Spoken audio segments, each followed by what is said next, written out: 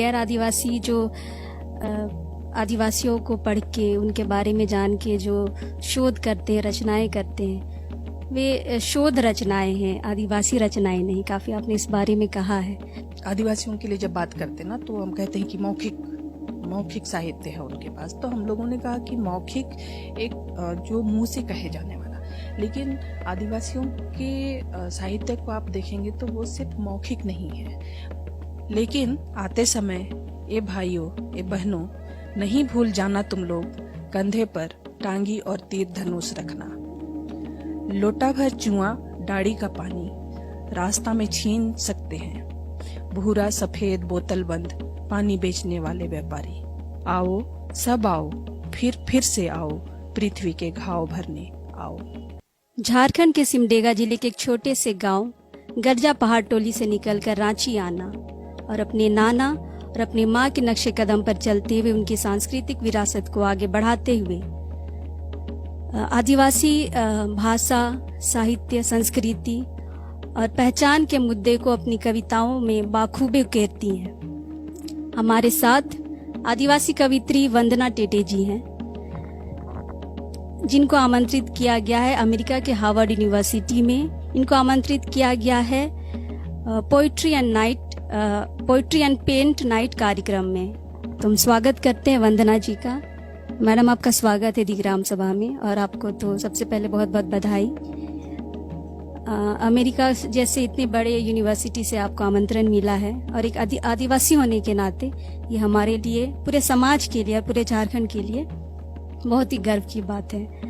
तो हम शुरू करना चाहेंगे, आपके बचपन से रांची आने तक का सफ़र कैसा रहा, और यहाँ से हार्वर्ड तक जाने का सफ़र कैसा रहा? मेरा जन्म तो सामटोली सिमडेगा में हुआ, अपने ननिहाल में। लेकिन मेरा पैतृक जो घर है वो गर्जा पहाड़ टोली सिमडेगा है। और मेरी माँ अपने अध्यापन के सिलसिले में सिमडेगा में थी लंबे समय तक, और सिमडेगा के बाद में वो कई जगहों पे इसी सिलसिले में कॉलेज में, स्कूलों में उन्होंने अध्यापन का काम किया। और तब उसके बाद से हम लोग सिमडेगा से बाहर निकले, मतलब सिसई में कभी रहना हुआ, गुमला में या रांची में। 85 से हम लोग यहाँ हैं रांची में। हाँ, और कॉलेज की पढ़ाई मैं कहूँ तो मेरी यहीं हुई, और उसके बाद मैंने MA की पढ़ाई अपनी जो मैंने सोशल वर्क में की वो राजस्थान विद्यापीठ से किया। और 2002 में या 2000 में ही कहूँ कि वापसी हुआ मेरा वापस झारखंड। और उसके बाद से मैंने जो अपने काम का जो दायरा था या फिर जो क्षेत्र था वो चेंज किया। उससे पहले मैं लगातार सामाजिक क्षेत्र में कार्यरत रही, लेकिन यहाँ रांची लौटने के बाद में कई तरह की चीज़ें सामने थी। जब मैं यहाँ से बाहर गई थी उस वक्त झारखंड नहीं बना था, और जब वापस लौटी तो झारखंड बन चुका था। और सामाजिक क्षेत्रों में कई सारी संस्थाएं थी जो काम कर रही थी अलग अलग मुद्दों पे, शिक्षा में, स्वास्थ्य में, कई सारे इश्यूज पे काम कर रहे थे। तो यहाँ लौटने के बाद मुझे लगा कि मैं चूँकि लगभग 10 साल बाद लौटी, और 10 साल में बहुत सारी चीज़ें बदल गई थी। झारखंड में भीड़ हो गई थी, रांची में तो कम से कम बहुत ज़्यादा भीड़ बढ़ गई थी, और वो हर एक क्षेत्र में बढ़ी थी। तो ऐसे समय में अपने आप के लिए सोचना कि अपनी पहचान भी रहे और जिस क्षेत्र में काम करें उसका भी एक अलग पहचान हो, तभी हम दोनों सरवाइव कर पाएंगे या फिर अच्छा काम कर पाएंगे। लौटने के बाद यही, चूँकि जैसा आपने कहा कि मेरी माँ, मेरे नाना और मेरा परिवार पूरा जो था वो साहित्य, सामाजिक कार्य और शिक्षा, हाँ, और आंदोलन, इन सब से जुड़ा हुआ था। तो और चूँकि मेरी माँ शुरुआती समय में तो हिंदी की प्राध्यापक रही, लेकिन बाद के दिनों में जब यहाँ पे जनजातीय एवं क्षेत्रीय भाषा विभाग खोला तो उनको यहाँ पे खड़िया भाषा पढ़ाने के लिए बुलाया गया। आपने खड़िया में भी बहुत सारी रचनाएं की हैं। हाँ, मेरी रचनाएं जो है वो हिंदी और खड़िया में हैं। तो खास करके कुछ कहानियाँ और कहानियाँ मतलब रेडियो कहानियाँ, और कविताएं। हाँ, खड़िया में मैंने एक पत्रिका भी संपादित की खड़िया में, सोरी नानिंग नाम से। तो ये था। जब वापस लौटना हुआ यहाँ पे तो हम लोगों ने देखा कि झारखंड जब बन रहा था उस समय घर में जिस तरह से यहाँ के पहचान, यहाँ का अस्तित्व, यहाँ के मालिकाना हक को लेकर के जो बातचीत होती थी, विचार विमर्श होता था, तो उसमें जो सांस्कृतिक पहचान का जो सवाल था वो नहीं दिख रहा था लौटने के बाद। तब हम लोगों ने सोचा कि ठीक है, झारखंड मिल गया हम लोगों को, लेकिन जो पहचान, असली पहचान, हाँ, वो नहीं है अभी तक, और वो एक तरह से हाशिए में चला गया है। तो माँ के जरिए ही फिर हम लोगों ने बात किया और फाउंडेशन बनाया मेरे नाना के नाम से। क्योंकि हम लोगों ने देखा कि जिन लोगों ने जमीनी स्तर पे झारखंड के लिए काम किया लंबे समय से, उनका किसी का कोई तो किसी का व्यक्तित्व, किसी का काम सामने आया, लेकिन अधिकांश ऐसे लोग थे जिनके की नाम नहीं आए सामने। और जिन लोगों ने इतिहास भी लिखा या फिर जो उस दौर की कहानियां लिखे, उसमें भी वो लोग नहीं मिल पाई। तो हम लोगों ने कई जो आंदोलनकारी साथी रहे थे उन लोगों से बात भी किया, और फिर हम लोगों ने तय किया हम वैसे लोगों के नाम सामने लाएंगे जो उनका काम सामने नहीं आ पाया है, और उनके नाम से ही हम कुछ ना कुछ कार्यक्रम करेंगे। हाँ, और तब हम लोगों ने मेरे नाना के नाम से इस फाउंडेशन का गठन किया, प्यारा केरकेट्टा फाउंडेशन, और ये एक ट्रस्ट है, और इसके तहत हम लोगों ने झारखंड की भाषा, साहित्य और संस्कृति को लेकर के काम करना शुरू किया। आपने अपने साहित्य को ओरेचर कहा है, तो हम जानना चाहेंगे इसका मतलब क्या होता है। देखिए, ओरेचर एक अंग्रेजी शब्द है, लेकिन हम इसको जैसे आदिवासियों के लिए जब बात करते ना, तो हम कहते हैं कि मौखिक साहित्य है उनके पास। तो हम लोगों ने कहा कि मौखिक एक जो मुंह से कहे जाने वाला, लेकिन आदिवासियों के साहित्य को आप देखेंगे तो वो सिर्फ मौखिक नहीं है, बल्कि उस मौखिकता में ही उसकी सारी चीजें हैं, उसमें उसकी अभिव्यक्ति के तमाम आयाम हैं। तो इसीलिए हम लोगों ने उसको ओरेचर कहा। और ये शब्द मैं अभी याद नहीं कर पा रही हूँ, लेकिन सबसे पहले जो हम लोगों ने जिनसे सुना था, और तब मुझको वो बहुत अपील किया था, तो मैंने कहा कि नहीं, उसको खास करके हम उसको कहेंगे कि ब्लैक लिटरेचर से मतलब प्रेरणा लेकर के उसको मुझे लगा कि ये ज्यादा हमारे साहित्य के करीब है। आपने एक बात पे बहुत जोर दिया है कि गैर आदिवासी जो आदिवासियों को पढ़ के, उनके बारे में जान के जो शोध करते हैं, रचनाएं करते हैं, वे शोध रचनाएं हैं, आदिवासी रचनाएं नहीं। काफी आपने इस बारे में कहा है, तो इस पे हम कुछ जानना चाहेंगे। देखिए, ये 2013 में ये बहस का मुद्दा उठा, और जब मैंने कहा कि जो आपने अभी कहा कि जो भी हमारे बारे में लिखते हैं वो शोध रचना है ना, उसको हम इस तरह से देख सकते हैं, क्योंकि जो भी बाहर से हमको आते हैं देखने के लिए, तो वो एक अलग सांस्कृतिक पृष्ठभूमि से आते हैं। उनका एक अपना विचार होता है जो उनको उनके समाज ने दिया होता है, तो उसी दृष्टिकोण से वो हमको देखने समझने की कोशिश करते हैं। हमारे अपने नजरिए से वो हमको नहीं देखते हैं। तो ये जो दृष्टिकोण का जो फर्क है, इसी के तहत जो भी चीजें लिखी जाएंगी, लिखी जाती रही हैं, उसके आधार पे मैंने ये बात कही थी। और हम लोगों ने बाद के दिनों में ये महसूस किया कि ये दृष्टिकोण का फर्क को कैसे हम मिटा सकते हैं। तो हमने उसको कहा, जयपाल सिंह मुंडा ने आदिवासियत शब्द लिया है, और उनका जो आदिवासियत शब्द है, उस आधार पे हम लोगों ने जानने की कोशिश की कि आखिर हम इस डिवीजन को, इस फर्क को कैसे सामने रखें। तब हम लोगों ने, जो बहुत सारे साहित्यकार थे, सांस्कृतिक कर्मी थे, हमारे अपने समाज के जो अगवे हैं, जो बुजुर्ग हैं, जिन्होंने समाज में अभी तक जो पीढ़ी दर पीढ़ी हमारी चीजें आती हैं ना, उन सब चीजों को सहेज के रखा है। और अभी भी वैसे ही, क्योंकि हमारे समाज में अभी भी वैसे ही चीजें आ रही हैं कई सारी। आप हमारे जो रिचुअल्स हैं, रीति रिवाज हैं, जो हमारी परंपराएं हैं, उनका कहीं कोई लिखित स्वरूप नहीं है। और चाहे वो बिठलाहा हो, चाहे पढ़ा पंचायत की भागीदारी हो, या जो भी हमारा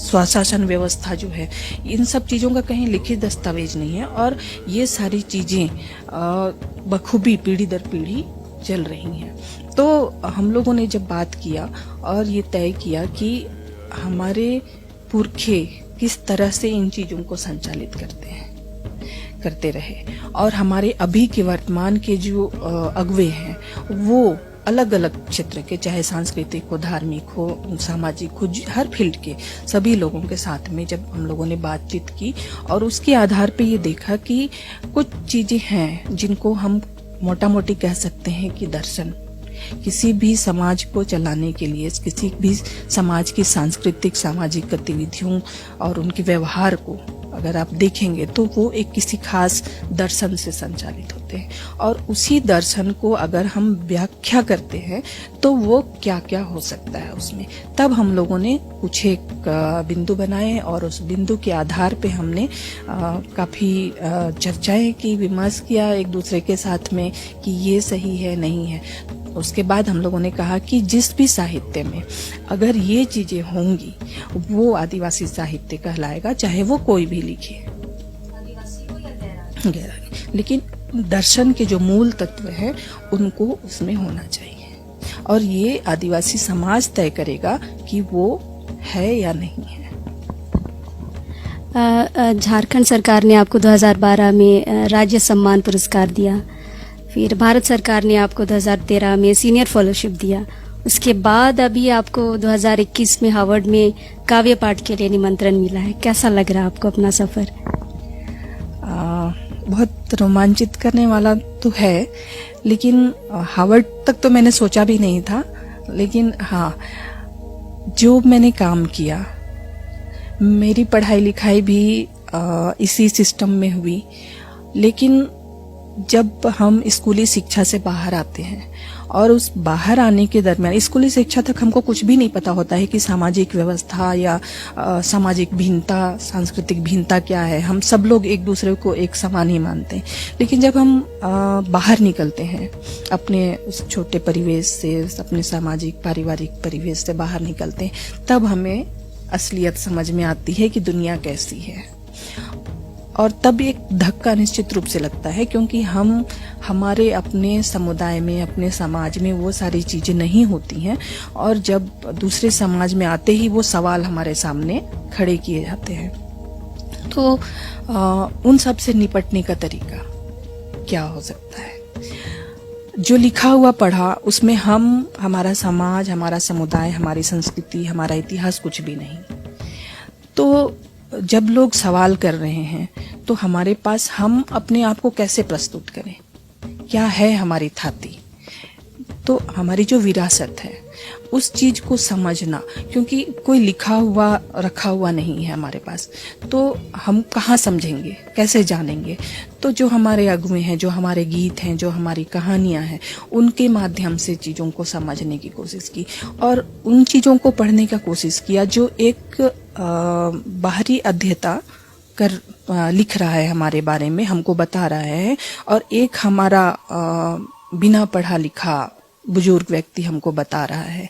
तो इन सब को तुलना करते हुए मैंने बहुत सारी चीजें सीखी और समझने की कोशिश की, और तब आज मैं इस जगह पे हूँ। और मैं अपने तमाम उन पारिवारिक रिश्तेदारों को, सामाजिक रिश्तेदारों को, अपने शोधार्थियों को, जितने भी, जिन्होंने मेरी रचनाएं पढ़ी, भले वो पूरी ना पढ़ी हो, एक लाइन भी पढ़ी हो, मैं उन सभी लोगों को धन्यवाद देती हूँ ग्राम सभा के माध्यम से, क्योंकि इस मुकाम तक पहुंचने के लिए उनका साथ, उनका स्नेह, उनका सहयोग रहा मुझको। हमारी जो आने वाली पीढ़ी है, अभी हम देखते हैं कि बहुत कम इस क्षेत्र में आ रही है, आदिवासी कविता के क्षेत्र में या अपनी जो हमारी भाषा है, लोकल भाषा है, कुड़ुक है, हो है, मुंडारी है, बहुत कम लोग ऐसे हैं जो रचनाएं कर रहे हैं। आपको प्रेरणा स्रोत मानते हैं और अभी आप हार्वर्ड में जा रही हैं, तो लोग और थोड़ा प्रेरित होंगे इस क्षेत्र में आने के लिए। तो उन नौजवानों के लिए आप कुछ संदेश देना चाहेंगे? नहीं, मैं इससे इत्तेफाक नहीं रखती हूँ कि हमारे लोग नहीं लिख रहे हैं। हमारे लोग लिख रहे हैं, अपनी भाषाओं में लिख रहे हैं। हाँ, वो अपने आप को इस बाजार में बाजार कहूंगी, इसमें प्रस्तुत नहीं करते हैं। वो हमारा स्वभाव है, आदिवासियों का स्वभाव है कि वो अपने आप को बढ़ा चढ़ाकर लोगों के सामने प्रस्तुत नहीं करते हैं। वो अपना काम, मैं इसीलिए बार बार कहती हूँ कि हम जो प्रकृति के साथ रहते रहे हैं ना, तो अपना काम हर एक व्यक्ति, हर एक छोटा से छोटा जीव जंतु लगातार कर रहा है ना। कोई ये जताने की कोशिश नहीं कर रहा है कि मैंने इतना बड़ा काम किया है या मैं इतना बड़ा काम कर रही हूँ। ये तो वो कर रहे हैं।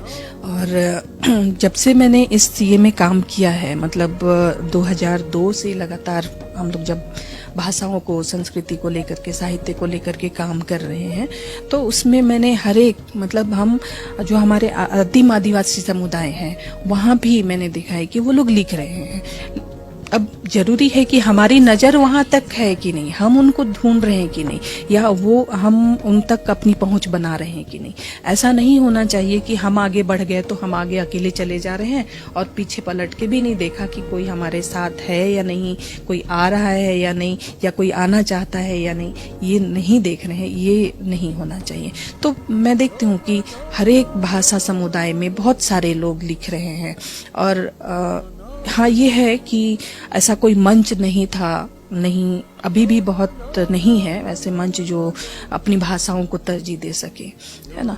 लेकिन हमने, हमारी जो अपनी पत्रिका है, उस पत्रिका के माध्यम से लगभग हमारी पत्रिका में 12 भाषाएं हैं, जिसमें जो 9 भाषाएं तो जो झारखंड की हैं, क्षेत्रीय और जनजातीय भाषाएं, आदिवासी भाषाएं, वो तो हैं ही। उसके अलावा जो आदिम आदिवासी समुदाय की भाषाएं हैं, वो भी उसमें शामिल हैं। तो हमारी ये कोशिश है कि हम केवल झारखंड की नहीं, बल्कि देश भर की जितनी भी अपनी आदिवासी भाषाएं हैं, उन सबको मंच दिया जाए। और एक मंच ऐसा हमने कोशिश की और हम सफल हुए हैं, मैं ये कहती हूँ, क्योंकि जो नई पौध हम देख रहे हैं और जिन्होंने लिखा, जिन्होंने नींव दिया ना हमको, उस पे वो एक बहुत सुंदर इमारत खड़ी हो रही है। देखने की जरूरत है उनको, और उनको सहयोग करने की जरूरत है कि वो उनको हम सामने लाए। मैडम, जाते जाते हमारे श्रोताओं के लिए और हमारे लिए भी एक कविता हो जाए। जरूर।